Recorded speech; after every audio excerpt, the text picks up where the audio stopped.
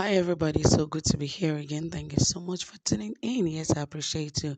Yes, and don't forget that Sunday Igboho has been in the custody of Benin Republic, and Buratai has tried everything to ensure that he is, you know, extradited back to Abuja in Nigeria, and everything has not been working in the favor of Nigeria. But guess what? See how Buratai, that is the former chief of army staff, brought a jet to whisk Sunday Igboho away. But guess what happened? Well, guys, more details about this, but please ensure you subscribe. Give this video a thumbs up. Don't forget to like. Don't forget to share this video. And of course, don't forget to turn on the notification bell so that you can get updated anytime we drop a new video. And don't forget, this is Saffron Media, and we are here to give you the best, the most trending, exciting, reliable, and authentic happenings in Nigeria, especially in the area of politics and many more. So stay tuned, relax, enjoy, and get the best right from here. All right, guys, without further ado, let us get into this and see what's going on right here.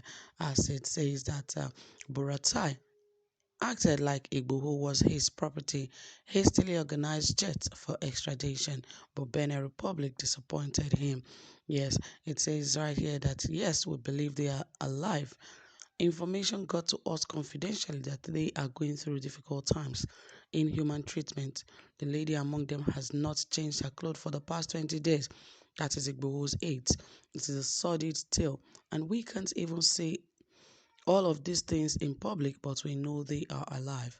The DSS cannot kill anyone in its custody. It is not possible. Nigeria has not got to that level. We believe that they are alive because the DSS came out to say that they have them in custody and that they are investigating. Yes, we are very optimistic until proven otherwise. The reason is because Nigeria is governed by a constitution and we are all under the law, and there is no arm or agency of government that is above the law. So we are very optimistic that the DSS would obey the court order and ensure that the proper thing is done. These people that are in DSS custody are Nigerian citizens, and they are entitled to all the privileges enshrined in the Nigerian Constitution of the 1999. And so we expect the DSS to abide by the provisions of the law.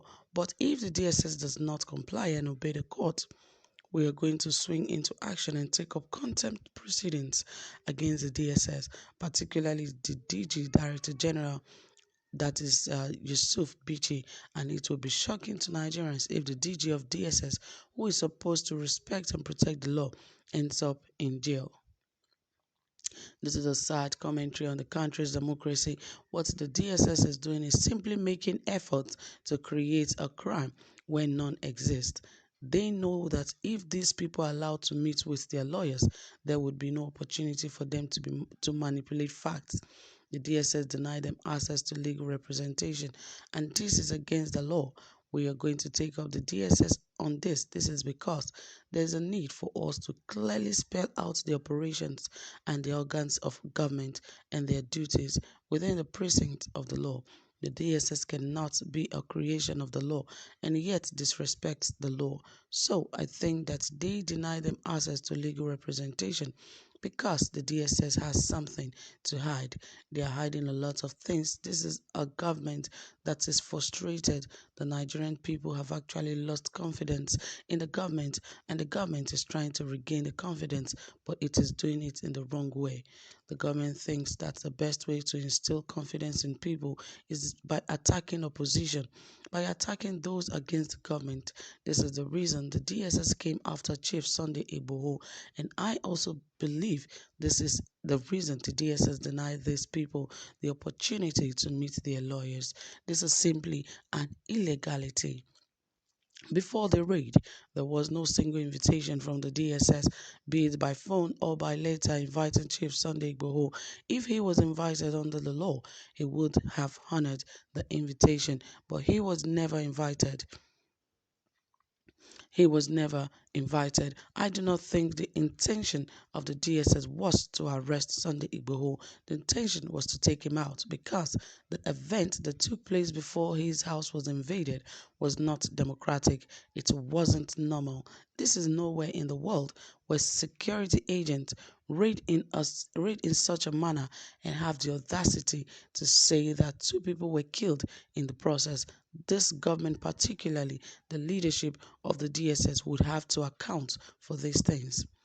There's an attempt to harm him, and in his own wisdom, he felt the best way for him to seek refuge. What was his crime? He demanded that there should be protection for the Yoruba people against some criminal Fulani headsmen who were killing people. The entire Fulani people can't be said to be criminals, but there are some set of people who were killing other people on their farms. Igboho complained about it when the killings was becoming too much. Kidnapping was becoming a profession, and he wanted the Nigerian government to address it, but the Nigerian government refused. And he said if the Nigerian government could not protect the Yoruba people in their land, the Yoruba people should have their own nation. He started a campaign for self-determination, and the government invaded his house, destroyed his property, and declared him wanted. They wanted to take him down during the raid on his house, but by the grace of God, he was able to leave the place and find refuge elsewhere. It is not wrong for any prisoner of conscience, for any political prisoner to take refuge anywhere in the world. It is the international standard. What transpired was that Igboho wanted to leave the country to a place where he would be very safe.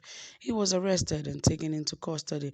The Nigerian government has been making efforts, particularly the Nigerian ambassador over there, who is the former chief of army staff, Lieutenant General Buratai. They have been making several efforts to get him back into the country, but Benin Republic operates by law, and they are ensuring that they do everything within the ambit of the law. We know for a fact that the Nigerian government declared him wanted, and the Nigerian government reached out to all neighboring states and border countries to ensure that Chief Sunday Igboho is hunted, and that was exactly what happened. His Buratai's disposition is very clear, and it is to get Sunday Igboho arrested and return him to the country. I don't want to specifically talk about things which facts are not available to me, but we were informed that he placed calls and made efforts to ensure that my client, that is Sunday Igboho, was repatriated without following the rule of law, but Benin Republic declined the request and insisted that everything must be done within the precinct of the law.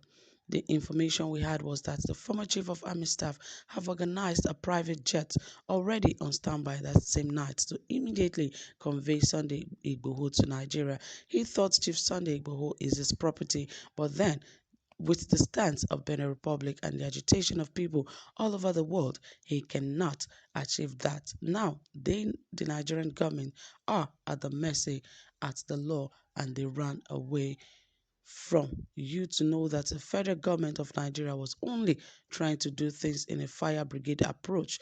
The federal government could not even bring up any major charge against our clients, that is Sunday Igboho, before the court sitting in Benin Republic, and so the matter had been adjourned till next week. We're expecting that the federal government would come up with whatever its issues with Igboho are and why the government wants him extradited by all means. Well, my dear people, you can see that the Nigerian government, well, this is Sunday Igboho's lawyer, and he has spoken everything that went down during his stay when he got to Benin before he was about to move to Germany. Well, you've heard it all, my dear people. There was really nothing under the carpet that he was trying to hide. But guys, please drop a comment, give this video a thumbs up. Thank you so much for staying tuned. Do have a pleasant time. Bye for now.